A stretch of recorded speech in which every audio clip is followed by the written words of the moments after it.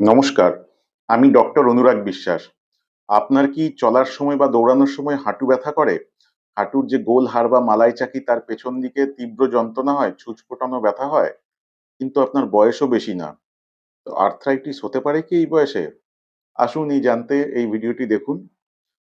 প্রথমত বলি, অল্প বয়সে যারা দৌড়ায় বা এবড়ো-খেবড়ো জমিতে চলাফেরা করে বা জিম বেশি যায় বা অ্যাক্টিভিটিস নানা রকম করে, তাদের ক্ষেত্রে অনেক সময় এই সমস্যাটা দেখা যায় যে হাঁটুর মালাইচাকি বা গোলহাড়ের পেছন দিকে তীব্র ব্যথা চলার সময়। এটা কেন হয় জেনে নিই। হাঁটুর যে গোল হাড় বা মালাইচাকি থাকে তাকে প্যাটেলাও বলে।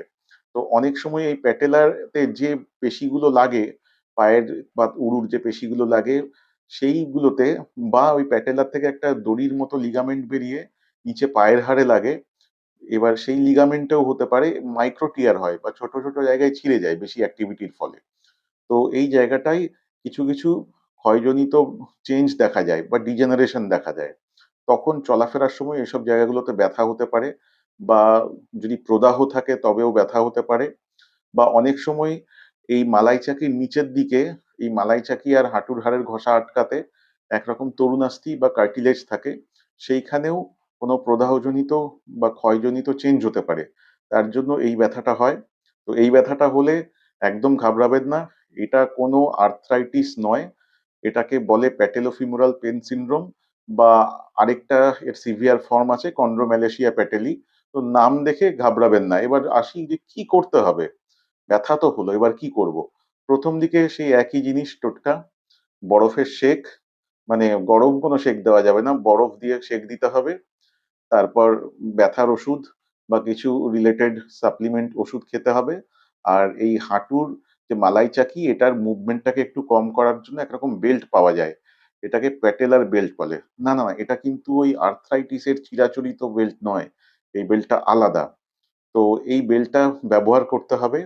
তার সাথে অনেক সময় জুতোতেও কিছু চেঞ্জ করে এই হাঁটুর ব্যথাটা কমানো যায়।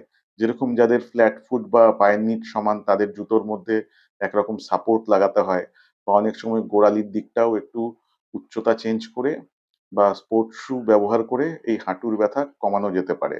আর তার সাথে বেল্ট, একটু জায়গাটাকে রেস্ট দিতে হবে, বরফ লাগাতে হবে, ঠান্ডা সেঁক লাগাতে হবে আর ব্যথার ওষুধ খেতে হবে।